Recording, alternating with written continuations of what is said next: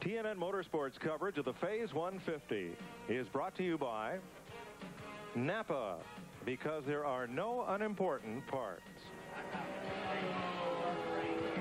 There's Robert Presley. Or rather, here's Bill Elliott, the race leader. Rear track bar is broken on the car, Mike, that holds the rear end under the car. The rear panhard bar is broken off, dragging, and the rear end's just running around where it wants to go. That bar centers the housing up under the car. You can see that bar dragging on there, and the rear end's just running all over the back of the car. Tough break for Robert, who will make it back around to pit road and make repairs. Steve Grissom has made a pit stop, so has David Donahue. There's the bar. You saw it underneath the car. Well, you see the rear end housing just running from side to side. See the rear end just running anywhere it wants to. Left side of the car, right side of the car. Now, is that a rear steer? More than he wants it to be. Rear steer. Let's show you a replay of what happened to Richard Lassiter when he got off the course down at turn number 1. Watch top of your screen. Yeah, he looped it coming off down in turn 1. And I still don't know how this thing stopped in this grass. Usually in dry conditions, that thing goes all the way out. And when you get over here a little further, you'll see they've got tires against this wall. And it's not decorative. It's to absorb some of that lick. He's lucky he didn't hit. Presley makes it back around to his pit. Way up at the head end of pit road. Look like Presley need a hook ladder driver on the rear back there. I think you're right. So green flag pit stops continue. Steve Grissom has been in. Joins the leaders. And a car into the tire wall. Oh, that's Phil Parsons. Area. It is Phil Parsons, who was running in the top 10. The 7th place car, and he has narrowed up the right side of that car considerably. Matchbox Toys, Oldsmobile of Parsons. And this will bring out the caution flag. A tough break for Steve Grissom among the cars that had already made their pit stop. So at lap 35, the 3rd caution of the day comes out. Ernie Irvin led the first 7 laps, and it's been all Bill Elliott ever since. Bill's helping him wave the caution flag there. Let's show you again what happened here. I can't tell where that corner is quite yet. We'll take a look here. That's off turn 5, I believe, as he's gotten it off on the outside. Hit that grass, no way to stop the car, and he's gone in with the passenger side. That's a hard hit right there. It's almost like he didn't take the chicane. You know, he was coming through so fast, but we talked earlier how even if you take that inner loop back there, you can get it up fast enough through that corner and still have a problem.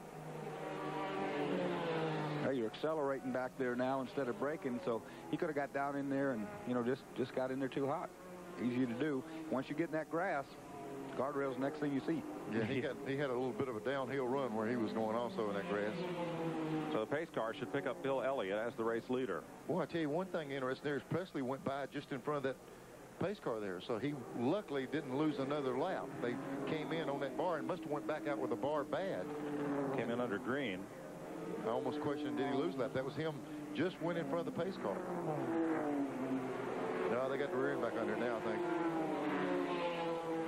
Now there's Presley. You may have seen Richard Lassiter. I think that's Presley going to the garage. You're now, right. So sorry. Well, it was a black car, what I know. Pretty close. And they say the panhard rod is still loose on Presley's car. They're going to see if they can refit it and get him back out for some Busch points. Well, it was getting close to time for regular pit stops because we'd already had one of the pit crews had already motioned for one of their drivers, big black flag, to bring them in. So we were getting close to pit stops. This will come in handy for these guys.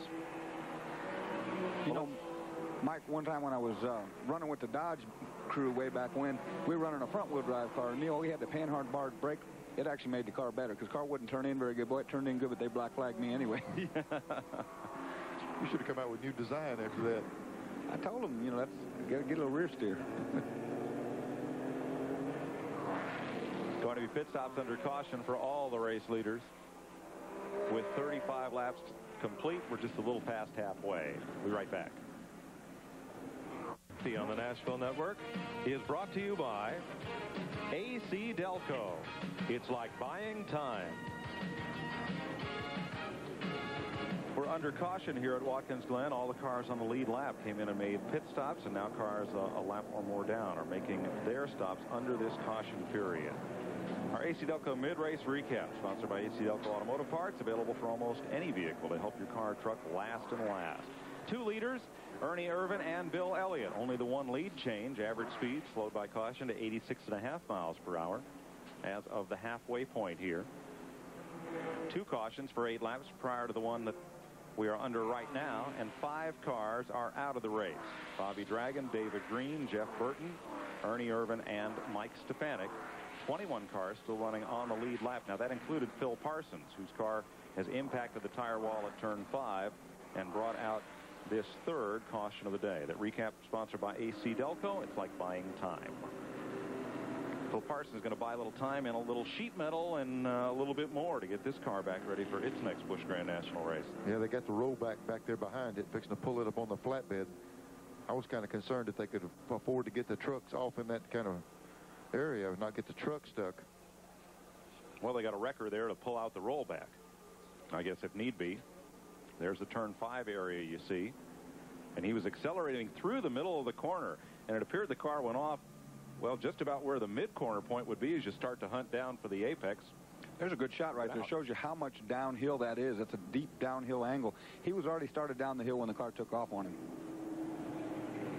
And with the grass slick from the morning rain, the top of the screen, the camping area you see there, is part of the boot section that's used by the IMSA road race cars and makes this an 11-turn road course rather than the 7 that the NASCAR cars use. And there's a look at the boot down in the lower right-hand corner of your screen. And I can tell you for sure, you do not want to break down back down there to tow that boot, because it is the longest walk you'll ever take through the woods to come home. Well, they'll get you out next week. Yes, all right. Yeah, or the folks with the campers will help you. The radio doesn't even work back to the pits. I think you're right. Folks, since we have a break here and they're going to load up Phil Parsons' car, figure out the best way to get it back to the pits without further damage, let's take another break here from Watkins Glen. We'll be right back with live coverage of the Phase 150. One more lap and we may get back to green here at Watkins Glen, New York. The Phase 150, 38 of 62 laps are completed. They'll line up for a single file restart. David Donahue's had a long pit stop with the hood up on his number 96, the NPA Oldsmobile, to ride with Brett Bodine. Under caution here. You see that light blue triple and in some places 4-strand high guardrail that rings this circuit. Requirement of the Formula One circuit when they raced here, 60s, 1970s. A lot of grandstands and then a lot of infield and outfield camping type area too. Yuck. That got into those tires and it really wads the car up. You know, it absorbs the energy, but I'm telling you, it really beat up the side of that race car. They also took this occasion, too, to get David Green's car, which was stalled back at the inner loop. They pulled it back into the garage area. And Phil Parsons' car going fast. Looks like they did the bodywork of the bag of lumpy walnuts. I'm in the 75 pits, the car driven by Scott Lagacy, his first start at Busch Grand National Racing. He's doing a great job. He's running the top 10 all day. They're making a toe-in adjustment on the car. Scott said the car was really loose and it was darting around on the racetrack. This is something you very rarely see during a race, but because it takes so long to get around here under caution, you have time to do it. The car's been a little loose, but Scott in the Mark III Vans Food Country car has done a real good job today. They're hoping to get him back down in there and hope he can get back into the top 10. What will that change do for him? Well, they're assuming right now that the car's towed out too much. And under braking or when you meet bumps in the track with the 2 tires, front tires pointing out, the car wants to wander and get a little bit darty, and that's what Scott's complaining about. He says it's real loose, which means it's turning in too quickly probably. And if you tow a car out, the car turns in real quick, but the back end comes out real quick too. So they're trying to fix both those problems at one time for him.